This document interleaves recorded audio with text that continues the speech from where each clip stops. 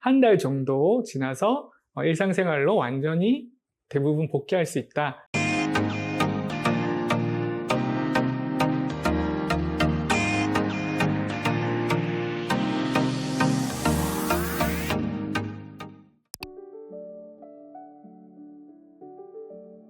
수술하고 나서 내가 이제 수술방에서 깼어요. 그러면은 환자 입장에서는 코에 이제 부목, 보호대가 되어져 있을 거고, 그 다음에 코 안에 특수 솜으로 패킹을 해놨을 거예요. 그래서 코로는 숨을 쉬지 못하고 이제 입으로 숨을 쉬셔야 되는데, 이 부목과 패킹이 역할이 있어요. 이제 보호대, 부목이라고 표현을 하는데, 보호대 같은 경우는 우리가 수술 이후에 일상생활을 하다 보면 또 부딪히거나 그리고 주무시거나 할 때 또 눌리거나 이럴 수가 있기 때문에 내 모양이 이쁘게 잘 유지되기 위해서 외부로부터의 충격을 보호해주는 역할을 먼저 하고요. 그 다음에 보호대가 사실 코 모양에 맞게끔 이렇게 모양을 제가 만들어 놨어요. 그래서 뭐 직반 라인이라든지 직선 라인이라든지 이런 본인이 또 선호하는 라인이 있잖아요. 거기에 맞춰서 보호대를 이렇게 제가 모양을 눌러서 마치 찰흙을 빗듯이 살짝 이렇게 원하는 커브나 각도를 조절을 할 수가 있거든요. 그렇기 때문에 보호대가 약간 틀 같은 역할을 해요. 그래서 일주일 동안 그 보호대의 틀에 코가 그 모양에 맞게끔 잘 세팅이 될 수 있도록 제가 보호대를 이렇게 조정을 해놨기 때문에 일주일 동안은 잘 유지해 주시면 됩니다. 그래서 보호대는 일주일 동안 잘 떼지 말고 잘 유지해 주시면 되고요.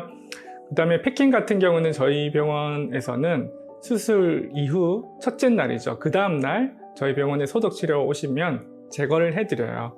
왜냐하면 패킹 같은 경우는 사실 코를 막아놨기 때문에 환자분들이 굉장히 좀 불편해 하세요. 수술 이후에 안 그래도 얼굴이 전반적으로 좀 부어있고 점막이 부어있는 상태인데 코에 패킹까지 넣어놨으니 얼마나 숨쉬기가 좀 불편하겠어요. 그래서 입으로 숨쉬거나 그렇게 하셔야 되는데, 그래서 그 다음날 오시면 저희 패킹을 제거해 드리고요. 근데 패킹을 원치 않는 분들이 간혹 있으세요. 저는 입으로 숨쉬는 게 굉장히 고통스럽고 입으로 숨쉬는 거 힘든데, 패킹 주변 친구들이 수술한 친구들 얘기 들어보면 패킹하는 거 굉장히 좀 힘들어 하던데 저는 원장님 안 하면 안 될까요? 이렇게 말씀하시는 분이 있는데 보통 일반적인 이제 개방형 코 수술을 하게 되면 아무래도 출혈이 있거나 혈종이라고 해서 피가 차는 증상들이 생길 수도 있어요. 그리고 이제 코 흉터를 좀 숨기기 위해서 우리가 코 안쪽으로 절개를 하는데, 이제 뭐 피가 코 목 뒤로 조금씩 넘어갈 수가 있습니다. 그렇기 때문에 우리가 뭐 어렸을 때도 코피가 나면 화장지 돌돌 말아서 코 안에 넣었던 그런 기억들이 있잖아요. 그렇듯이 코 안에 특수솜, 특수거즈를 넣어 놓으면은 그게 출혈도 막고, 그 특수거즈가 사실 또 이렇게 밑바탕에서 코를 떠받치는 역할도 사실 어느 정도는 해요. 그래서 모양 유지적인 측면에서도 도움이 되기 때문에 환자분들을 위해서 코 패킹 같은 경우는 하루 정도는 꼭 참고 유지를 해달라 라고 이렇게 말씀을 해드리고 있습니다. 코 수술 이후에 재채기를 한다거나 기침을 한다거나 그리고 코를 이렇게 후비거나 이런 행위들은 사실 최소 한 달 정도는 하지 않는 게 좋습니다. 하지만 우리가 기침과 재채기는 숨길 수가 없잖아요. 나오는데 억지로 참기도 사실 힘들고, 코 수술하고 나면 사실 점막이 어느 정도 자극이 되기 때문에 평소에 비염이 없는 사람들도 재채기가 좀 나을 수가 있고, 그리고 알러지성 비염이 있으신 분들은 특히 수술 이후에 코 점막 자극으로 인해서 코가 간지러운 증상들이 자주 나타날 수가 있어요. 그래서 재채기가 난다거나 코가 간지러워서 코를 좀 이렇게 후비고 싶다거나 그렇게 행동을 하게 되는데, 한 달 동안은 좀 피해 주시는 게 좋고, 근데 본인 스스로가 뭐 참기 힘든 재채기가 좀 생길 수가 있잖아요. 간지러움이나 재채기가 생길 수 있기 때문에 저희 병원에서는 처방전으로 코가 좀 덜 간지럽게 하는 그런 약을 같이, 점막 안정제를 같이 처방해 드리고 있으니까 뭐 대부분은 그 약을 좀 드시면 재채기가 나거나 그러진 않으니까 크게 걱정은 안 하셔도 됩니다. 코 수술 이후에 저희가 항생제 연고를 같이 처방을 해드려요. 항생제 연고 같은 경우는 이제 코 안에 절개 부위라든지 코 밖에 절개 부위, 혹은 귀를 채취하신 분들은 귀의 절개 부위에 하루에 한 3-4번 정도 깨끗한 면봉을 이용해서 얇게 좀 발라주시면 상처 회복에 도움이 되고, 그 다음에 이 건조한 상태에서는 상처의 회복과 힐링이 원활하지가 않거든요. 그래서 항생제 연고가 힐링에 도움도 되지만 건조함을 막아주는 그런 보습 기능도 같이 담당을 하고 있어요. 그래서 하루에 3-4번 정도 얇게 손으로 이렇게 묻혀서 바르시면 안 되고요. 우리 손에는 보이지 않는 세균들이 사실 많아요. 그래서 우리 깨끗한 면봉 있죠? 깨끗한 면봉에 항생제 연고를 이렇게 뿌려서 이렇게 코 안에 한두 번, 2-3번 정도 살짝살짝 돌려가면서 발라주시면 됩니다. 그리고 수술 이후에는 한 3-4일 혹은 일주일 정도는 수술한 부위가 심장보다 약간 좀 높게 유지하는 게 혈종이라고 해서 피가 차거나 출혈을 막아주는 역할을 하고 있어요. 그래서 일반적으로 수술 이후에는 상체를 좀 높여서 주무시라고 말씀을 드리는데요. 리클라이너가 있거나 그러신 분들은 그 기능을 이용해서 상체를 20-30도 정도 세워서 주무시면, 우리가 수술 부위, 코 수술을 하신 분들은 심장보다 이렇게 상체를 높였을 경우에는 아무래도 혈압이 좀 낮아지는 효과가 있기 때문에 출혈이 생기는 그런 경향을 좀 줄일 수가 있습니다. 그래서 수술 이후에는 상체를 좀 높여서 주무시는 게 좋고요. 그 다음에 리클라이너가 없거나 혹은 그러신 분들은 그냥 베개라도 살짝 높여서 주무시면 됩니다. 사실 상처 부위에는 물이 들어가면 상처 회복을 좀 더디게 하고, 상처가 물에 의해서 좀 불어나면 또 흉터나 그런 염증의 리스크가 있기 때문에, 사실 그래서 물에 닿는 세수나 샴푸는 가급적 실밥 뽑기 전까지는 좀 피해라고 말씀을 드리는데요.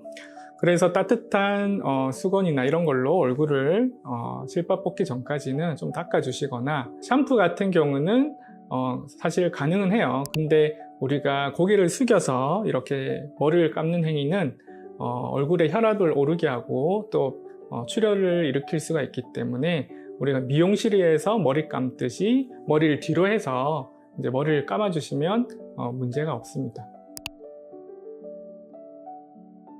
그리고 주무시거나 할 때 무조건 천장을 보고 똑바로 잠을 자야 되냐, 이렇게 또 질문하시는 분들이 있는데요.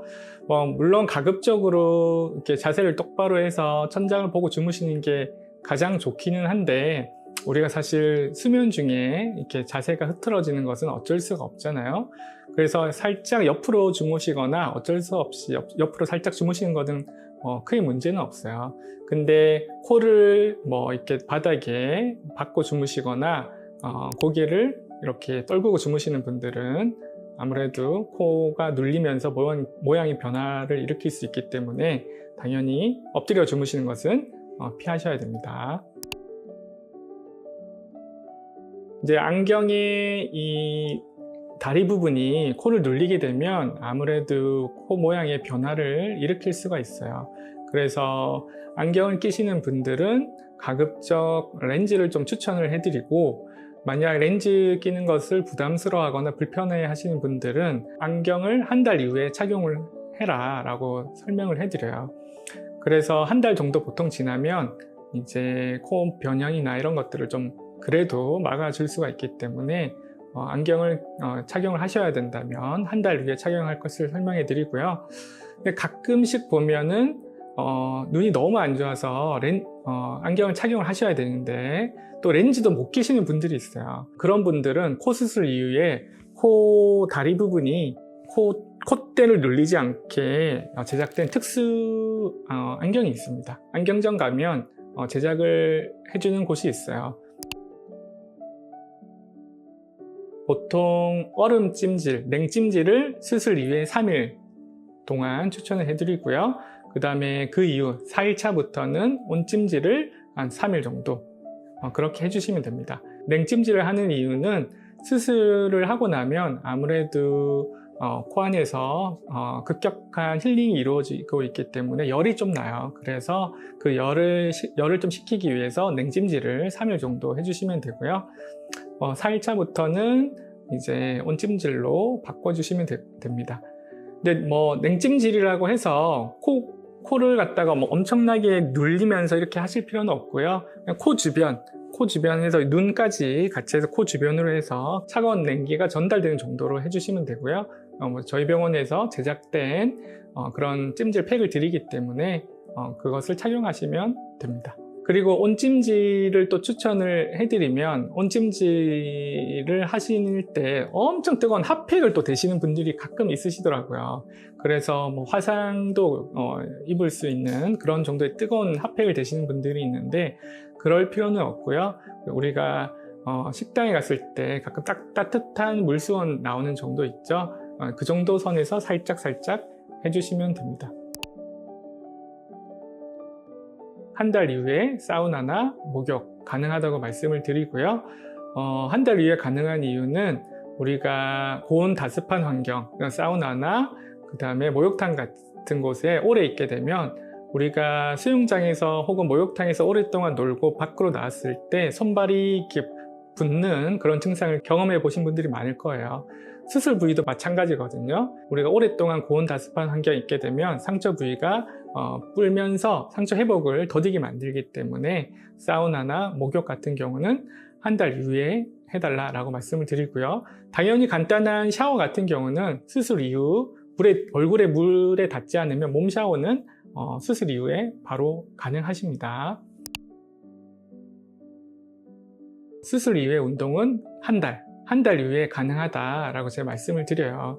특히 뭐 PT나 필라테스처럼 얼굴에 이렇게 빨갛게 힘이 쫙 들어가는 그런 운동을 하게 되면 혈압이 올라서 또 출혈이 일으켜질 수가 있거든요. 그렇기 때문에 아주 가벼운 뭐 산책이나 가벼운 스트레칭 정도는 당연히 수술 이후에 가능하시지만 격렬한 운동, 뭐 PT라든지 필라테스도 고개를 아래로 떨궈야 되는, 얼굴에 혈압이 팍 올라갈 수 있는, 얼굴이 빨개질 수 있는 그런 운동들은 수술 이후에 한 달 이후에 가능하다라고 말씀을 해드려요. 피지를 제거하거나 블랙헤드를 제거하거나 이렇게 코 쪽을 마사지하는 행위들은 사실 굉장히 코에 직접적으로 압력을 가하고 코에 변형을 일으킬 수 있는 행위거든요. 그렇기 때문에 이거는 최대한 늦추면 늦출수록 좋아요. 보통 지금까지 뭐 수영이든 사우나든 목욕이든 금주든 대부분 한 달, 약속의 한 달, 제가 이렇게 말씀을 해드리거든요. 한 달 이후에는 일상적인 생활로 돌아가시면 된다, 이렇게 말씀을 해드리는데 얼굴에 직접적으로 압력을 가하는 피지 제거나 그 다음에 블랙헤드 제거, 얼굴, 코의 마사지, 뭐 이런 직접적인 압력이 들어가는 행위들은 수술 이후에 최소 3개월 이후에 하시는 게 좋아요. 사실 이런 질문들을 하시기 전에 저희가 병원에 오시면 안내는 기본적으로 해드리고 있고요. 저희가 내원해서 치료하러 오시라고 말씀드린 날에 잘 오신다면 저희가 그 날짜에 맞게끔 항생제 치료라든지 뭐 LED 광선 치료라든지 염증이 일어나지 않도록 저희가 케어를 해드리고 있으니까 사실 크게 걱정은 안 하셔도 되고요. 대부분의 일반적인 이거 하면은 될까 말까 하는 행위들은 한 달, 약속의 한 달 정도 지나서 일상생활로 완전히 대부분 복귀할 수 있다, 이렇게 생각을 해주시면 됩니다.